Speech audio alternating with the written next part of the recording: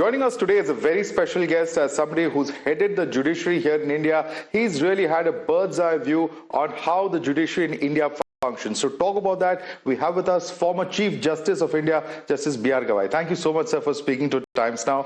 And let me begin by saying that over the last 7 months that you've really been able to, in a sense, had a bird's eye view of not just the apex court, but the functioning of the judiciary. How would you describe the time that you had to spend or were able to spend as Chief Justice in the Supreme Court of India, sir?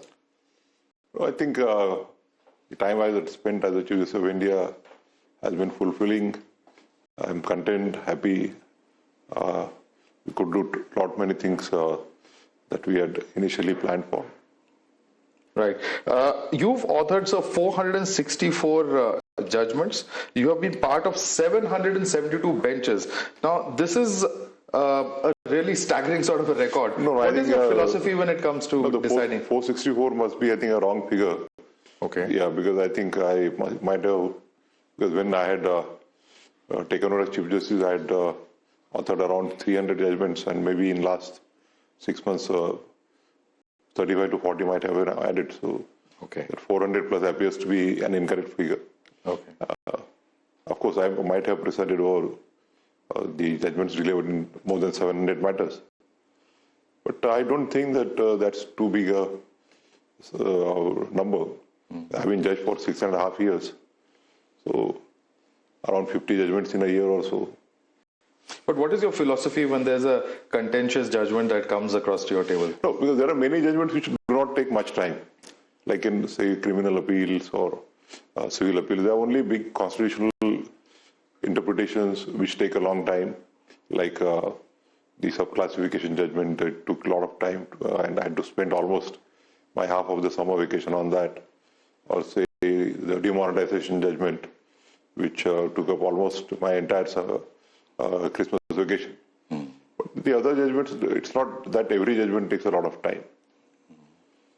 And I do believe that the judge's prime duty is to judging, to write, to decide the cases and write the judgments.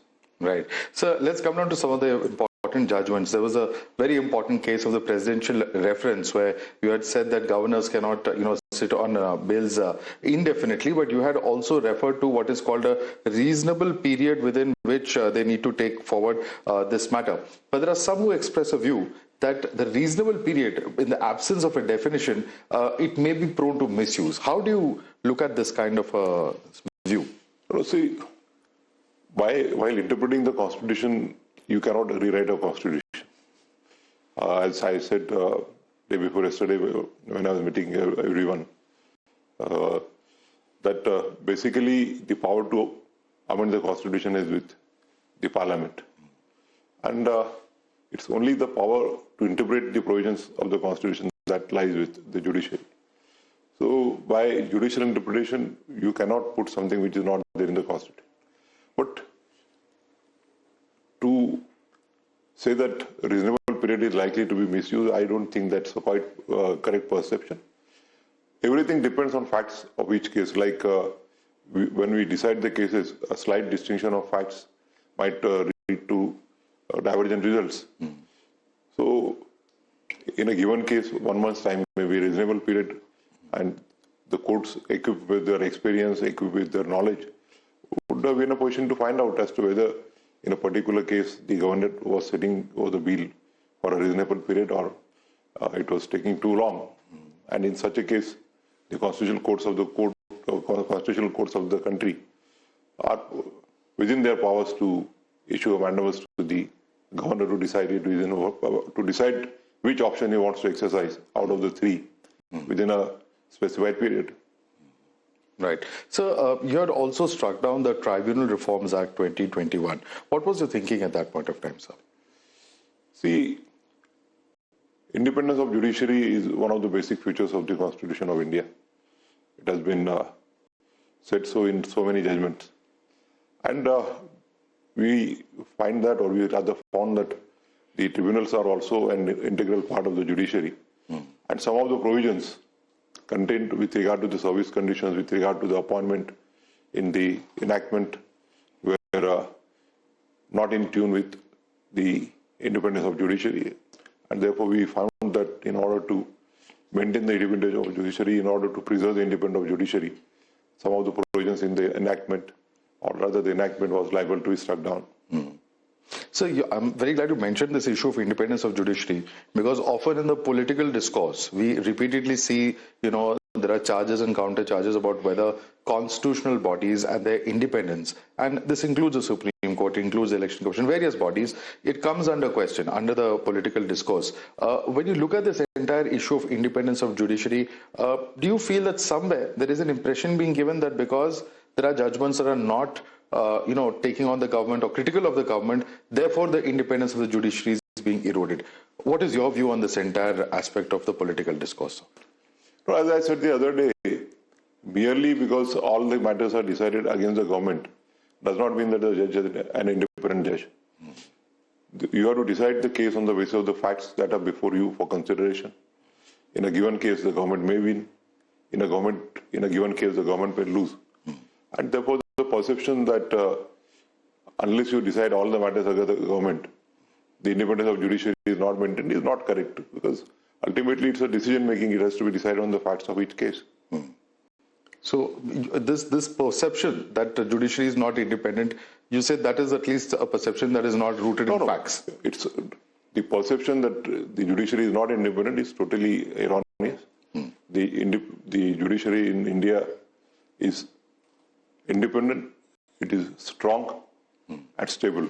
Right. So one of the other landmark judgments that you have given is a judgment in what is referred to as bulldozer action. There are several state governments which, for instance, have come down and use this to a large extent. We've seen different reports across different state governments.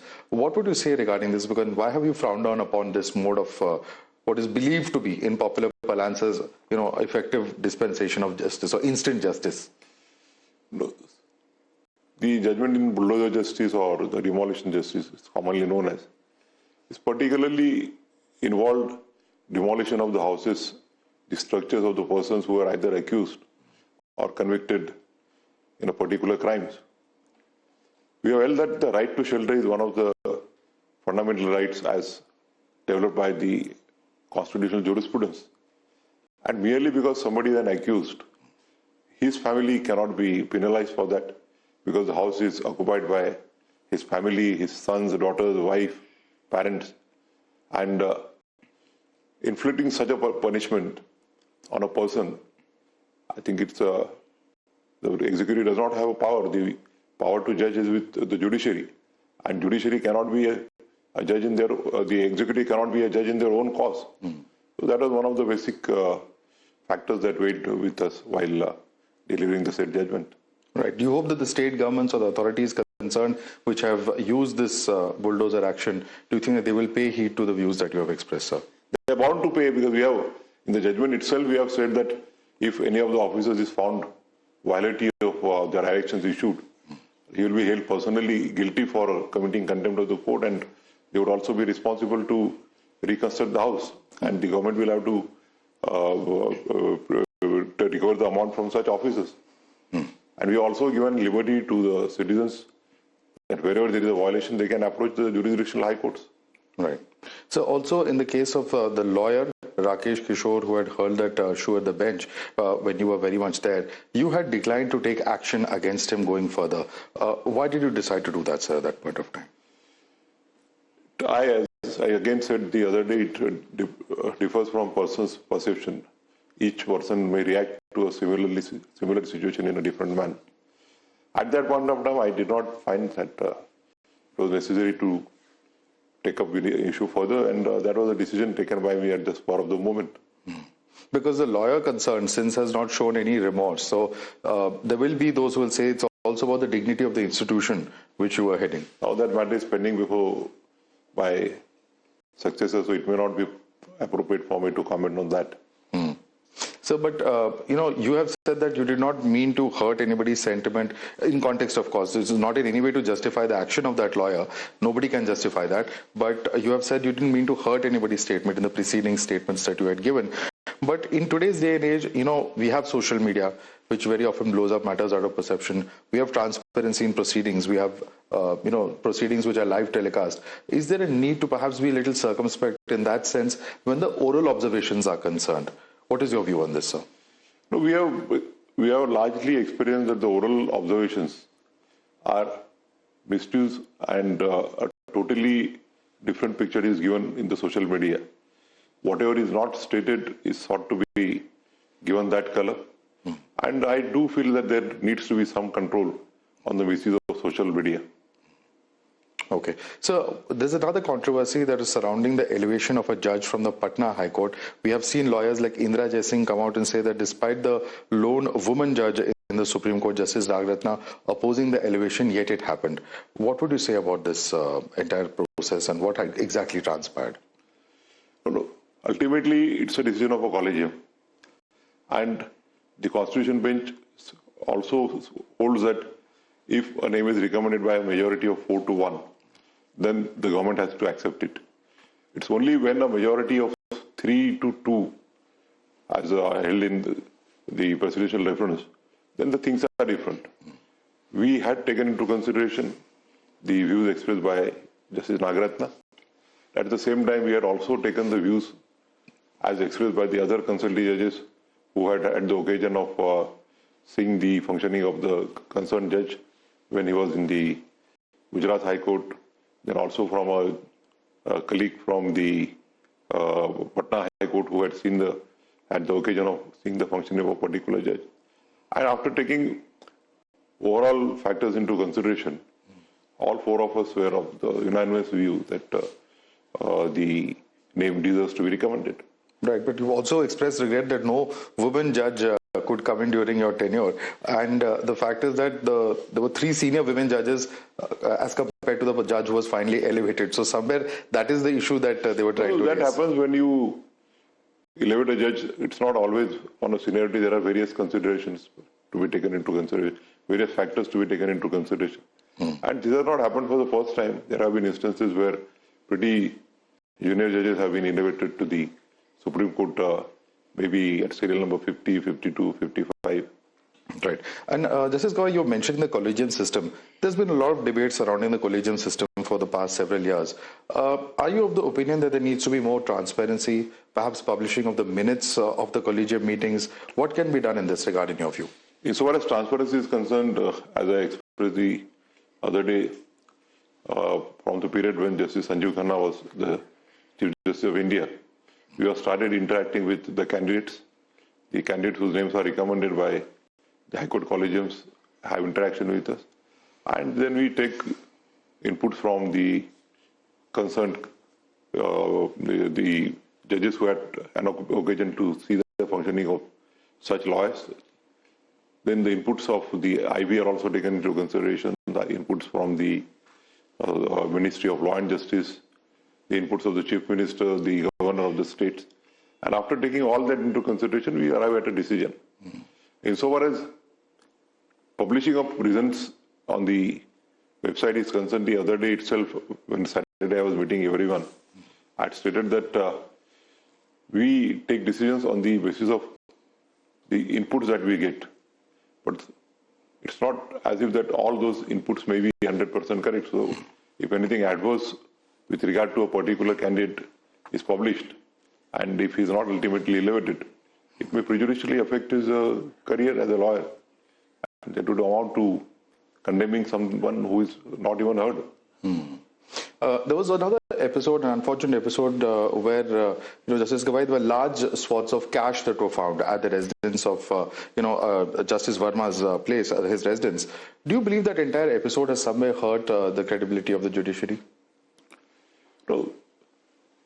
It cannot be denied that it has hurt the credibility of the institution, but then the black sheep are everywhere. I won't be in a position to further comment any further on that issue because the matter is pending inquiry being conducted by a committee headed by the judge of this court under the and there will be further proceedings in the parliament. Right. And Justice Gavai, there was also a controversy surrounding Justice Sridharan's transfer, Allahabad High Court, Chhattisgarh. There were a number of names that were, that we were told, varying reports that had come out in the public domain. What exactly happened in that case? Can you share with us? To talk about an individual name may not be correct, because while taking decisions, we have taken into consideration various factors. No doubt that initially we had proposed his transfer to Chhattisgarh High Court, but subsequently the Collegium reconsidered it and found that his services will be better utilized for a bigger High Court. Right. So how would you describe ties between the judiciary and the legislature or the executive during the course of your tenure, sir? I don't think that there were any issues with regard to, because most of the names that we had recommended during my tenure have been appointed to the as judges of the High Court. Not only that, I may say that some of the names which were pending with the government from 2023 or so, we could also get those names cleared after having a dialogue with the executive. And most of the transfers which we recommended were also cleared by the executive. Right. So you were also critical, particularly of an oral observation that was made in connection with Rahul Gandhi's claim of 2,000 kilometers of Indian territory being annexed by China, Indian soldiers being thrashed by Chinese army. You had said that, the court had said, if you're a true Indian, you would not say it. Later, we saw the Congress party slam the judiciary, saying that it's not for the judiciary to determine who is a true Indian or not. How would you respond to these charges and counter charges that came in, sir? I think I better not answer that. You don't want to answer that? You don't want to be dragged into politics, or you don't want to get into that controversy Sometimes, itself? we make certain oral observations in the court, and largely they are reported out of context. Right. Okay, because of, you mentioned that earlier. Yeah. But, when you were hearing the petition seeking restoration of statehood to Jammu and Kashmir, you had mentioned at that point of time that the ground realities have to be kept in mind. I think there was a reference to Pahalgam attack as well that was made. Is it your view that at this point of time the state is not ready for full statehood to be restored even? Again, I will not be in a position to answer, because that matter is pending before the court. It's sub judice, and it's not proper to comment on any sub judice matter. Sir, regarding the issue of reservation, why have you said in the past repeatedly that the creamy layer should be removed from SC/ST reservation? Have you seen or have you observed that it is being abused by a certain section only? No. I have given I have devoted an entire chapter in my judgment on subclassification on a creamy layer. I found that in the last 75 years, there are generations after generations, particular families getting benefit of reservation. And I personally believe that if passage of time, if a person has become well off, he is in a position to provide best of the education to his children, then can the really needy persons residing, say, in a village, a son born to a agricultural laborer, can he meet to compete with such children? For that matter, I given an example of my son itself. If my son is getting an opportunity to study in the best of the schools, then can a boy want to an agriculturist or agricultural laborer studying in a village panchayat school? Can he meet to compete with that? And if the concept of equality is to be really implemented, then the reservation should percolate down to the really needy persons, rather than those who have already marched forward, taking it away. But wouldn't this be very challenging to implement, sir, in your view? It is being implemented insofar as OBCs are concerned after the Indira Sawhney judgment. So the similar... Maybe a different formula to take into consideration the various concerns. But in principle, the persons who have marched forward on the basis of reservation should be permitted to continue for their generations to generation. And we can evolve various, there can be debate on that, the parliament, the executive can consider various factors. But I think as a principle, it is necessary to achieve the ultimate purpose of equality. Right. So coming back to the issue of women judges, was there any challenge that you faced in terms of appointing of women judges? Yeah, there are various factors to be taken into consideration while appointing judges. I also have already regretted that I could not appoint. There may be many reasons, and the reasons the proceedings of the Collegium are required to be not disclosed. So, right. So, one more contentious issue I'd like to ask you, if you permit, that is of the issue of the SIR. This came up before the Supreme Court. Now, repeatedly we see political parties saying that the process is not fair. Again, the matter is sub judice before the first court. But did you find any instance or evidence of the process not being fair or the level playing field? I can't deal with that question at all. The matter is pending before the court. So the issue of Places of Worship Act, this is also something that we've seen has come before the Supreme Court. The centre has not put out its point of view. How do you look at this as a person who's a jurist? It is a law that was passed by Parliament. Is it something that can be reviewed in terms of its own special provisions and the sensitive nature of this particular act, sir? Again, the matter is sub judice before the court. Sir, I know you might actually say this about this as well, but this is the last of the contentious issues that I have, legal issues. But what is your view on the need for uniform civil code? Because Supreme Court itself in the past has backed for a uniform civil code, or at least has indicated its preference for such a civil code. What are your views on this, sir? On a personal view, I am for the uniform civil code. As a matter of fact, in India itself, in the state of Goa, we have a common civil code for all the citizens residing in Goa. And Dr. Ambedkar was a staunch supporter of a common civil code.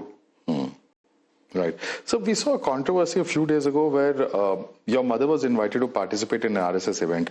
We were hearing conflicting reports about whether she would attend, she would not. Finally, she did not attend that particular event. Did you get a chance to speak to her? What exactly happened? What were the thoughts, etc.? No, because she's in social service, it's for her to take her own call. So neither do I interfere in her activities, nor she interferes in my activities. Right. So what would be your focus post-retirement? Will you be looking at a post-retirement job? Would you be looking at doing some arbitration, social service? What would be your interest post-retirement, sir? Insofar as post-retirement jobs is concerned, I am very clear from the day when I was appointed to the Supreme Court, and I made it again clear after I became the Chief Justice of India that I'm not for any post-retirement assignment. And insofar as the other things with regard to arbitration and maybe consultations, I will take a call after just resting for some time. And social service, yes, it's in my blood. My father is a politician, he was in social service. My mother is in social service. So I would certainly try to devote some time for the social service. Right.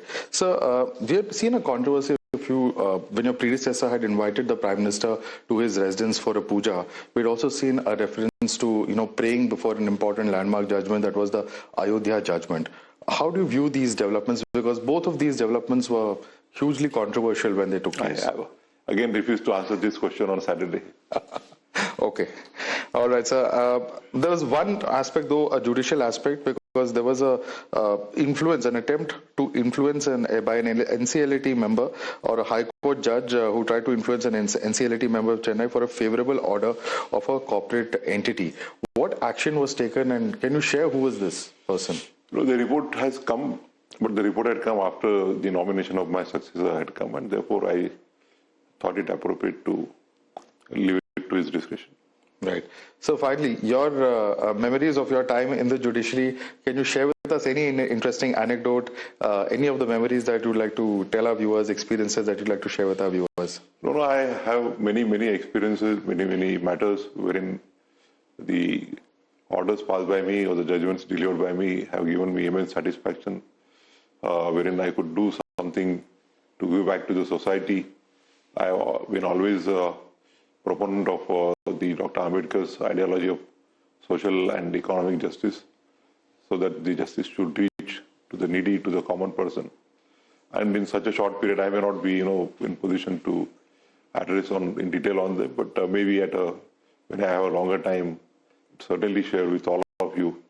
There are not one, but many cases as a lawyer, as a judge, which have given immense satisfaction to me and a real happiness that I could contribute to the. Any one that stands out, if you can share with us for the benefit of our viewers? Yeah, the matter when I was a lawyer, I represented the government in the city of Nagpur. The High Court had directed all the slums in the district to be demolished within a period of 1 week.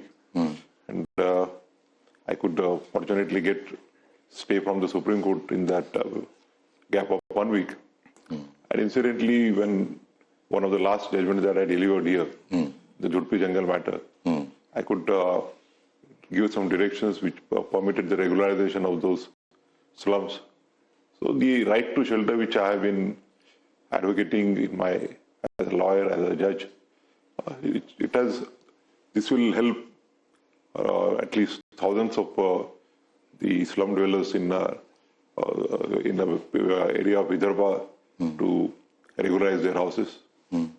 Sir, as somebody who's been in that important role, I must ask you this, because you're a resident of the national capital as much as any of us here are. Yet, systematically we see every year during the start of the winter season this issue of pollution, and we forget it for 9 months, and then again. So therefore, if you recollect the last of the orders which I passed before I demitted the office, I have clearly observed in this that this can't be, you just wake up when the winter starts, the Diwali period starts. So I issued certain directions. I issued certain directions to the CAQM, directions to the MOEF, the pollution control boards, and also directed that the matter will be taken up on a monthly basis so that the court can monitor. And I've also directed them to all the concerned authorities to prepare a roadmap as to how preventive action can be taken rather than curing the effects. And I'm quite sure, I'm hopeful that if we're monitoring on a monthly basis, it may certainly help in resolving this issue. Yes, Gavai, thank you so much for taking the time out and speaking to us here at times. Thank you, Madhav. Thank you. Thank you so much.